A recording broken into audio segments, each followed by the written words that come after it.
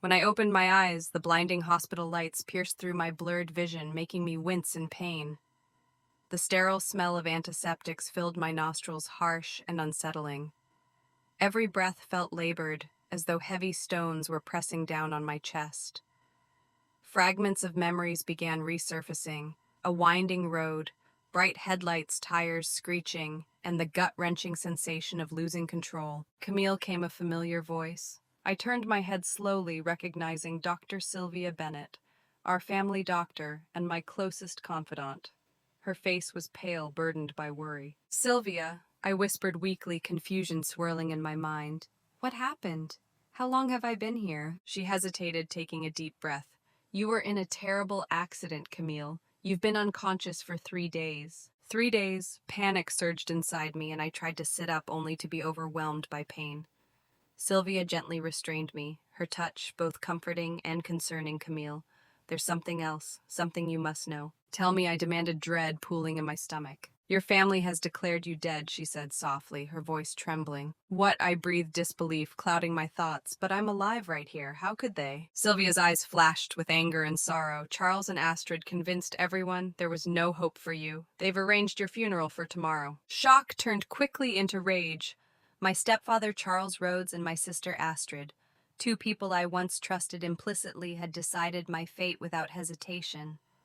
My heart sank heavy with betrayal. I had always sensed their ambition, their coldness, but I had never imagined they would discard me so easily. Sylvia's next words brought clarity and strength back into my weakened body. "I've hidden your true condition, registered you under a different name.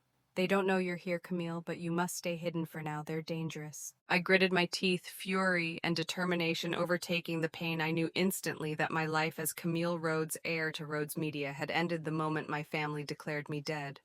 But this betrayal wouldn't go unanswered. Late into the night, hidden in shadows, I overheard Charles and Astrid's conversation from the corridor outside my room. "The shares revert to you immediately," Charles said confidently. Astrid's response was a cold laugh, devoid of remorse. That sound solidified my resolve. They thought they'd won. They were wrong. The next day, disguised in a coat and sitting unnoticed in Sylvia's car, I watched my own funeral unfold. Charles and Astrid performed perfectly, their false grief deceiving everyone but me.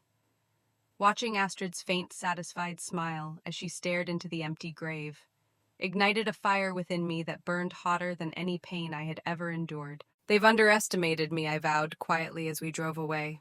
"Declaring me dead will be their greatest regret." Sylvia glanced at me, determination mirrored in her eyes. "What now, Camille?" I looked forward, my voice steady, filled with purpose. "Now I take back everything they stole, piece by piece." Seattle greeted me with the anonymity I desperately needed. The city buzzed with activity, indifferent to newcomers, the perfect cover for someone seeking to vanish completely. Under my new identity, Elena Hart, I stepped into the unfamiliar yet comforting embrace of anonymity. Camille Rhodes had officially died in the eyes of the world, and with her all ties to Rhodes Media and my treacherous family were severed, or so they thought. Sylvia arranged a small apartment in an inconspicuous neighborhood, a far cry from the luxurious lifestyle I'd once known. I didn't mind. Luxury meant nothing compared to freedom and the promise of justice. Every day was dedicated to recovery, my battered body slowly regaining strength through painful physical therapy. Yet my nights were consumed by restless planning, meticulously strategizing how I would dismantle everything Charles and Astrid had stolen. As my physical wounds healed, my resolve hardened. I secured a small office downtown, launching Heart Communications, my first step in reclaiming my stolen legacy. Using every lesson learned at Rhodes Media, I poured all my energy into building the business from the ground up. Initially, our client base was modest, but my calculated approach quickly attracted attention. Within a few short months, Heart Communications began carving out a respected niche within the competitive media industry. My growth was intentionally discreet. Too much attention would risk exposure.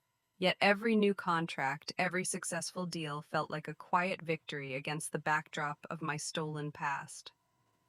Through carefully cultivated connections, I discreetly monitored Rhodes Media's activities.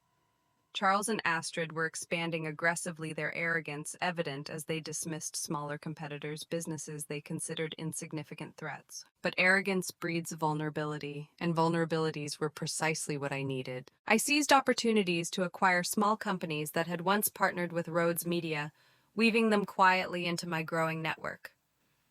Each strategic acquisition served a dual purpose, expanding my own reach while quietly undermining theirs.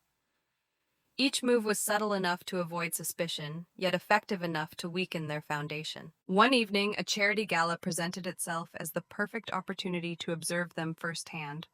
Rhodes Media sponsored the event lavishly, precisely the sort of public spectacle Astrid loved to exploit. Disguised in a sophisticated black gown and blending effortlessly with the city's elite, I slipped into the ballroom unnoticed. From the corner, champagne untouched, I observed Astrid glide gracefully across the room, her every gesture calculated to charm the attendees. Charles stood nearby, orchestrating conversations with practiced ease. Their mask of grief had slipped away, entirely replaced by satisfaction and pride. When Astrid took the stage, her voice dripped with false sincerity. "Family," she proclaimed, "is our greatest strength. Camille's tragic loss has reminded us of what truly matters. Rhodes Media is not just a company, it's a legacy." The irony twisted painfully in my chest. The legacy she claimed was mine. Anger simmered beneath my composed exterior, but I remained unseen, a ghost among the crowd. My sister's words solidified my resolve even further. They had stolen my life, my legacy, my future, and yet they dared to preach about family and integrity. As I quietly left the event, my heart pounded with newfound clarity. The stakes were clear, the lines unmistakably drawn. Astrid and Charles had underestimated me, believing their fabricated tragedy had buried me forever. But in the shadows, Elena Hart thrived, growing stronger each day. I returned to my apartment overlooking the city lights, a symbol of infinite possibility. In that moment, I vowed again, deeper than before, to dismantle their world piece by painstaking piece. They had declared me dead, but in their arrogance they had given birth to their greatest adversary. Months turned into a year, and Elena Hart, my new self, had grown steadily stronger, unseen, yet undeniably influential. Hart Communications now stood as a silent powerhouse, carefully hidden beneath a facade of modest success. I strategically positioned myself to chip away at Rhodes Media's network, patiently siphoning away critical clients and trusted allies. Every day I felt stronger, yet the burning ache of betrayal remained fresh, sharpening my focus with relentless clarity. Charles and Astrid's casual arrogance continued unchecked, their lavish lifestyle funded by what was rightfully mine. I watched from the shadows as they continued their ruthless climb, seemingly oblivious to the storm gathering silently around them. I spent countless nights meticulously building a legal case, gathering evidence and documenting each unethical action they'd taken. Through discreet inquiries, I obtained internal documents, communications, and financial records exposing their fraudulent activities. Each new piece of evidence added another layer to my carefully constructed trap. One evening, as rain tapped gently against my office window, an unexpected email caught my attention. It was from a junior executive at Rhodes Media who expressed growing concern over the company's questionable dealings, recognizing an invaluable opportunity. I quickly arranged a confidential meeting. We met in a dimly lit cafe tucked away from prying eyes. "Thank you for meeting me," the young woman, whose name was Amelia, said nervously. I wasn't sure who else to turn to. "Tell me everything," I encouraged, gently recognizing my chance to deliver a decisive blow. Amelia detailed the fraudulent dealings meticulously orchestrated by Charles and Astrid, outlining transactions designed to enrich themselves at the expense of the company and its shareholders. Each revelation further ignited my resolve. "Will you testify if this comes to light?" I asked, carefully watching her closely. "Yes," Amelia said firmly, determination overcoming her initial fear. "People like them shouldn't be allowed to win." I nodded gratefully, feeling a rush of hope. Amelia handed over more incriminating evidence, promising continued support as long as her identity remained protected. Days later, sitting alone in my apartment, I laid out all the gathered evidence: financial misappropriations, falsified documents, and deceitful strategies that painted a damning picture. I had everything necessary to dismantle Charles and Astrid's empire. But timing was critical. I had to strike decisively. That opportunity arrived sooner than expected. Rhodes Media announced a significant merger deal touted publicly as a groundbreaking expansion. Privately, I knew the merger was riddled with illegalities. It was exactly the high-profile exposure I needed. I contacted a top-tier law firm, providing them with meticulously compiled evidence. After careful review, they agreed the case was airtight. We prepared legal motions in secrecy, anticipating every countermove Charles and Astrid might attempt. One rainy afternoon, I stood outside Rhodes Media headquarters, watching employees stream in and out, unaware of the seismic shift about to occur. My heart pounded with anticipation and anxiety. This was the calm before the storm, the final moments before everything changed. My phone buzzed sharply, breaking my contemplation. The message was simple yet electrifying. It's done. Lawsuit filed. Tomorrow they learn the truth. A fierce wave of satisfaction washed over me. They had declared Camille Rhodes dead, and tomorrow they would realize the grave error they had made. Tomorrow the world would know the truth. The next morning I awoke with a heavy sense of anticipation. The sky outside was overcast, as if nature itself understood the gravity of the moment. Today was the culmination of every painful step I had taken since my family betrayed me. I dressed meticulously, choosing a dark professional suit that exuded quiet authority, readying myself for the confrontation ahead. The press had already gathered outside the courthouse by the time I arrived, their curiosity piqued by the explosive allegations made against Rhodes Media. Camera flashes flickered incessantly, illuminating faces filled with confusion and intrigue. Keeping my composure, I slipped inside unnoticed, taking my seat quietly in the courtroom. Across from me, Charles and Astrid sat in stunned disbelief, their masks of confidence visibly fractured. Astrid's gaze darted nervously around the room, finally landing on me. Our eyes met, and for a fleeting moment I saw genuine fear. It filled me with a cold, resolute satisfaction. The courtroom fell silent as the judge called proceedings to order. The lead lawyer representing me stood confidently laying out the evidence we had meticulously compiled. Each piece was damning, painting Charles and Astrid as manipulative fraudsters who had abused their power for personal gain. Documents flashed across screens, financial misappropriations were detailed explicitly, and Amelia's testimony, clear, brave, and unshakable, left no doubt about their guilt. Charles's defense was weak, his lawyer visibly floundering against the overwhelming proof. We provided Astrid attempted to maintain her composure, feigning disbelief and indignation. Yet with each revelation their facade crumbled further, their carefully constructed empire unraveling before their very eyes. Then came the moment I had anticipated most keenly. My lawyer introduced a witness. The courtroom had not expected me. As I rose slowly and stepped forward, murmurs rippled through the crowd. Charles's face paled and Astrid's mouth opened in shock. "State your name for the record," the judge instructed. "Elena Hart." I responded clearly, but formerly known as Camille Rhodes. Gasps echoed throughout the courtroom. Cameras flashed furiously and voices erupted in astonishment.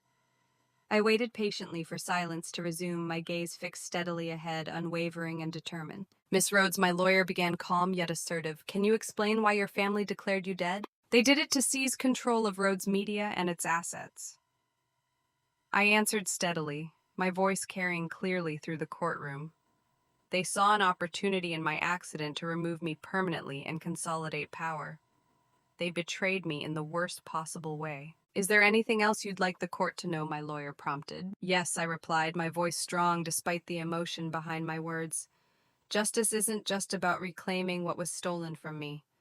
It's about ensuring people like Charles and Astrid never have the power to harm anyone again." A tense silence settled over the courtroom as I took my seat, my statement resonating with undeniable force. The judge called a brief recess, and I watched calmly as Charles and Astrid were escorted out, their expressions marked by despair and panic. Outside, reporters clamored for statements, the scandal breaking publicly, irreparably damaging Rhodes Media's reputation.